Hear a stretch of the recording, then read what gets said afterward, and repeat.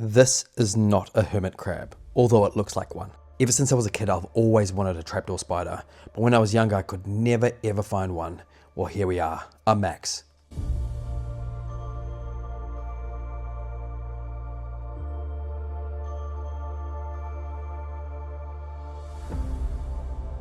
Like this trapdoor spider, I've also got a new beginning. This trapdoor spider is going to build itself a new home, and I've also moved to the mountains. Like this trapdoor spider, I have to get used to my new surroundings, and I have to be able to navigate my new surroundings. I live at the bottom of the world in the most beautiful country on the planet, where these creatures exist in the wild, and only here in New Zealand. And ever since I was a kid, I've been really fascinated by arachnids and insects and tarantulas. Now, we can't get tarantulas here at the bottom of the world, but I can get something pretty close in a species that I've wanted to keep in captivity all my life, the trapdoor spider, which is actually in the same family group as tarantulas. So trapdoor spiders and tarantulas are part of the same family group of megalomorphs. Now, this year I taught myself a new skill, and that was beetling. Beetling is when you lure a trapdoor spider out of its hide using a beetle attached to a string. Call me an amateur entomologist. I love learning, observing, and studying these creatures. It took me 3 nights to lure and observe this trapdoor spider that exists in one region of New Zealand and is actually a communal trapdoor spider.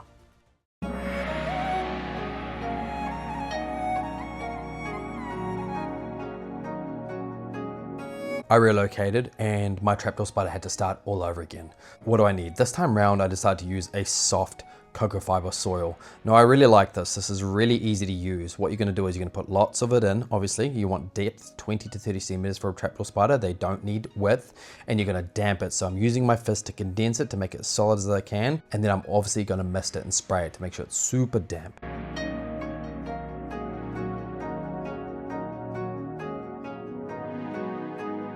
Now you might be thinking, what is this little clump of whatever it is? It looks like a little sack. It looks like a little clump of dirt. Well, you know what this is? This is my trapdoor spider in its original casing of protection in its previous enclosure. I had to get everything out. It was a bit of a mess, and here it is. She's in there somewhere. Now let's dig her out and find her. But we have to be careful. We have to be super gentle. And look, she looks like a little hermit crab, but she's not a hermit crab. She's a trapdoor spider. And she's snug and she doesn't want to come out. Now this is where you start to see her true colorations. This is the species Cantuaria Dendyi.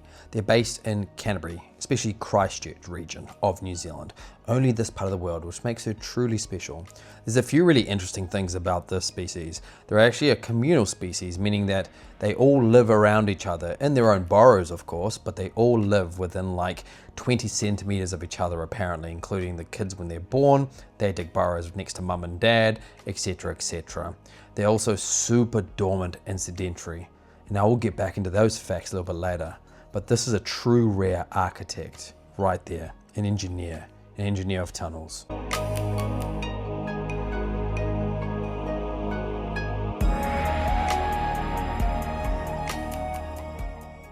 My fascination started when I was a kid and I went to the zoo and I saw a Mexican red-knee tarantula. That was probably my first encounter with a tarantula, and I was like, man, these things are absolutely epic. And I was so stoked to find out that we have these here, a similar species, family and size to these large tarantula forms. And trapdoor spiders have been super interested in all my life. Now, I'm gonna put her in. She's got a blank slate. She's gonna roam around, she's gonna be confused. Now I'm gonna make things easy for them. So what you can do is you can actually do like a little tunnel start. Essentially you poke your finger into the soil and it starts the tunnel for them. Now I just watch and watch what they do. Now I've never seen this process in my life. This is the process where she started to build the tunnel, but what's next? How do they actually do it? How do they make it deep? How do they make it structurally sound? What does it look like? Now that you start to see some really interesting and fascinating movements. I start to see weird things going on. I don't know what she's doing, but she's doing something. See that? That's her spinnerets.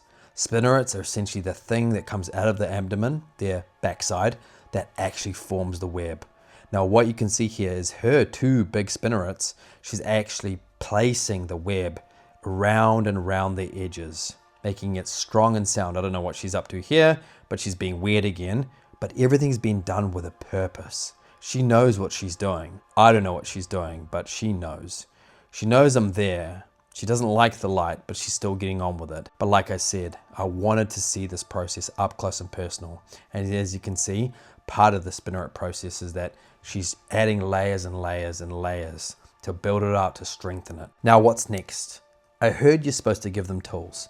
You see, they can't just use soil. In the wild, they're going to use tools, things like branches, leaves, and sticks to actually build their lid. So that's exactly what I did. I gave her the toolkit that she might use to further build her tunnel. Now, she might not use all these tools, but I gave her a mix because I thought, let's give her the option. Let's let her decide what she wants to use to finally finish her tunnel and add the lid that she wants and desires in order to use when she wants to attract prey when the sun sets. Now it's 10:02 p.m. This is prime hunting time. You see, I didn't want to just let you guys watch her build a tunnel. I want you guys to watch her feeding habits, how she hunts, how she uses this tunnel and the trapdoor essentially to get her prey. This is a mealworm beetle. Don't worry, it's just a mealworm beetle. She is ready. See that leg? This is the first feeler point. She knows there's something there and she's hungry. You see, it's been 2 months since she's eaten. So let's watch this very closely. The beetle's made a very terrible mistake. He's gone right into where her opening is. She doesn't have to work very hard on this occasion. She basically just pops out and the beetle's not very quick. She snatches and she takes it in, using her fangs to penetrate, and that's it. Incredible. Now, I said at the beginning that these trapdoor spiders are super sedentary. She hasn't eaten 2 months, I mean the whole of winter, and that's because of their sedentary lifestyle.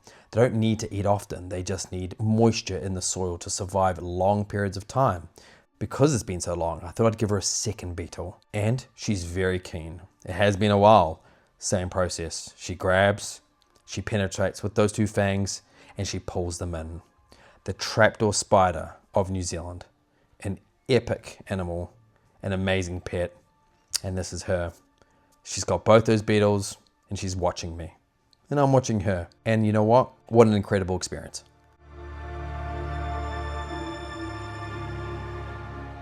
So I hope you enjoyed that one.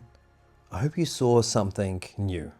I hope you learned something, and hey, stay tuned for the next one.